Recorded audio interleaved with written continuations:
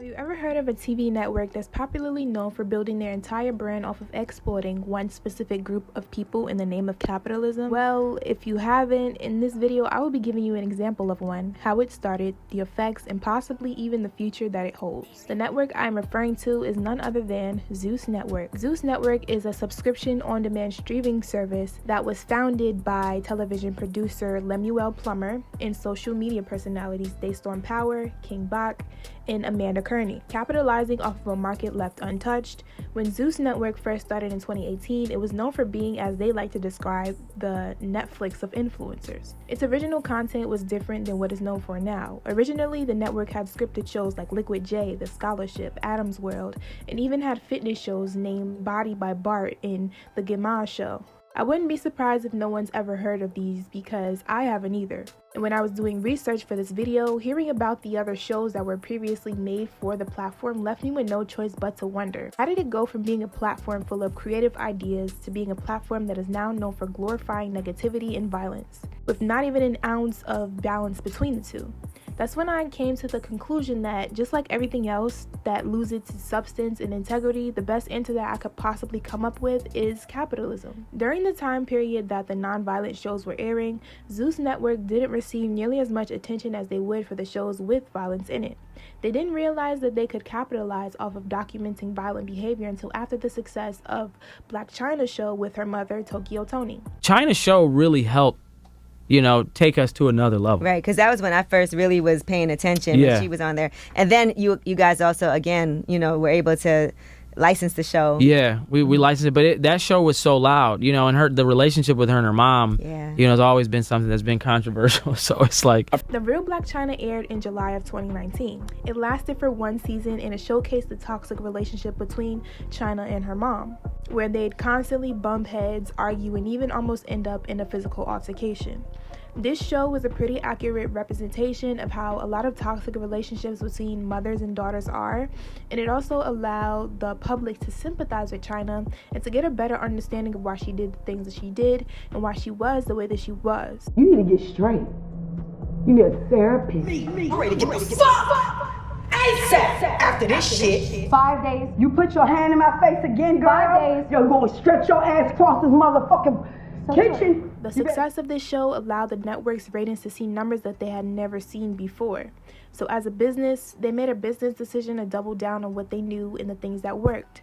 That meant producing more drama-filled shows that showcase violence and constant confrontation from its stars, and getting rid of everything else that didn't fit the criteria. This is when shows like Baddies, Joseline's Cabaret, and Blueface and Krishan's Crazy in Love came into the picture. First, let's talk about Baddies. The first version of Baddies to ever air was Baddies ATL in May of 2021. Baddies ATL was produced by Natalie Nunn, the Chin Lady.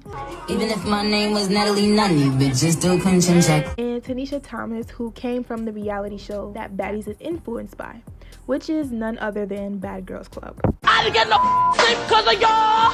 Y'all not gonna get no sleep because of me. Basically, the series was created to document what it's like for a group of women to live together in a mansion while they try to navigate their way through life and influencing, making a name for themselves by doing party promotions, club hostings, etc.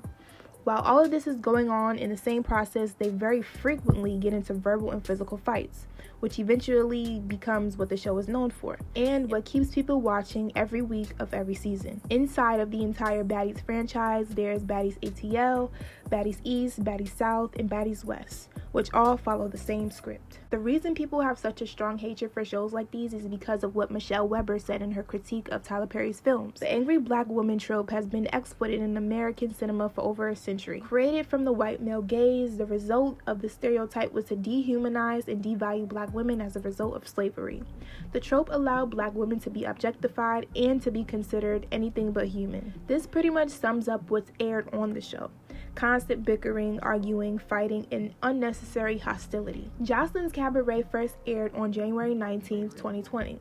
The concept of the show was for Joseline to develop a group of 4 girls that she would want to join her cabaret, kind of like a burlesque team. All of these women were sex workers, specifically strippers, who would go under Joseline's wing and be showed the ropes of how to navigate through their space, since Joseline herself started off as a stripper. Joseline and Zeus Network had the choice of turning a stigmatized group of people into something that could have been positive, but it ended up being a circus instead.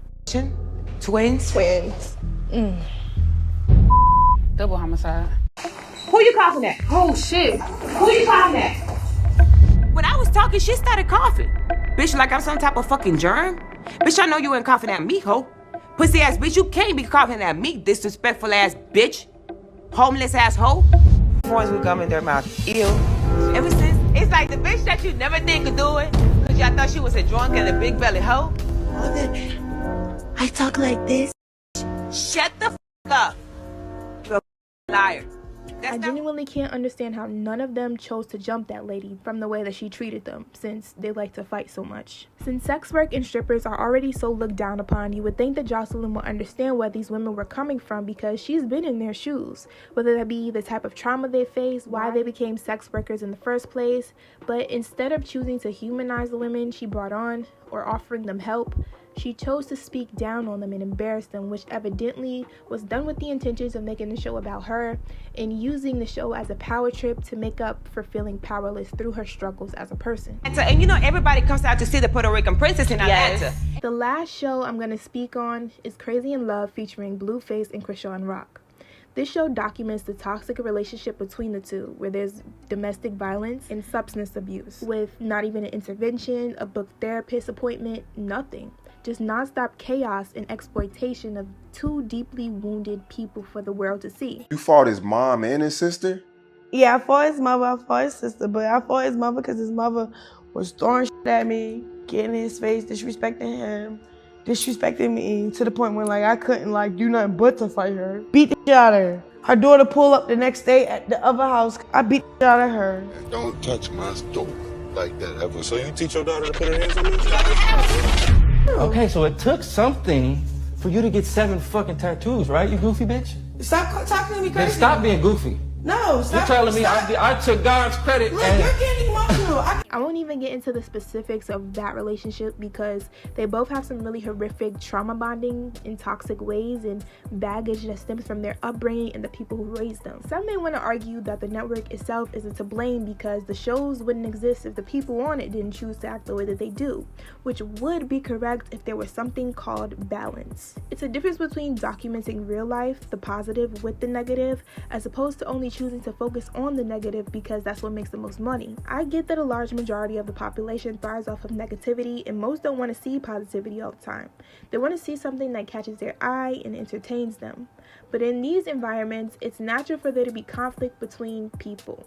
So even if the shows were structured a different way, you would still get the fights, the bickering, and going back and forth. All of the stuff that keeps you watching. But you'd also receive insight on better ways to handle conflict as opposed to getting physical, losing your life, or risking your freedom. And that's not to say that every episode would have to be a full-on therapist session because that's not what people came here for. No. All I'm saying is that at what point will you as an adult individual realize that fighting all the time in an uncivilized manner at that is not all the way cool? Now, if you have beef with somebody, you want to get in a boxing ring the same way that Blueface did when he was training with Floyd Mayweather, then that's a different story. And the networks don't help it any because they never place any consequences or points of action for the stars setting up an unsafe environment because clearly that's what they want. Joseline was in the middle of a lawsuit for this exact same thing, for nobody being willing enough to get that lady the help that she so desperately needs. From what I see, Zeus Network is the home of the lost, emotionally scarred, and just people who have issues that only feel fulfilled when they gain external validation from others, or when they're allowed to feel superior for making someone a laughingstock. Even the contestants who embarrass themselves just to be a part of the show have some issues that need to be evaluated. Can't have you jump. Get away from me because you don't. Get away from me. This shit ain't making me nothing, my nigga. Like, I don't give a fuck. The entire platform is toxic and full of people who thrive on toxicity. I know a few people who do watch the network strictly for entertainment purposes only, and they are absolutely not like the people on the show in real life. But I also wouldn't be surprised if there are a lot of actual fans of the show who can relate, where these activities that are displayed on the shows are their everyday norm. Saying we don't condone or support anything that happens on the shows could not be further from the truth, because if they didn't condone it, there would have been measures put into place that didn't allow or air what they do. If anything was done with good intentions of documenting real life, meaning the good, the bad, and the ugly, as I stated before, there'd be balance between the two. It wouldn't just be one-sided, mainly focused on one extreme. I would have much rather him say he does it because it gets the most attention and the money is good. A lot of people like to bring up VH1 as a means to compare the two because VH1 had shows like Love and Hip Hop. But the difference between Love and Hip Hop and Zeus Network is that one produces positive and negative content, which is more realistic, while the other is just all negative. And the fact that Zeus Network appears to be Black owned has heightened the expectations and the hopes for many who'd expect better content. I don't necessarily think Mona Scott Young, the creator of Love and Hip Hop, and Lemuel are exactly different in any way.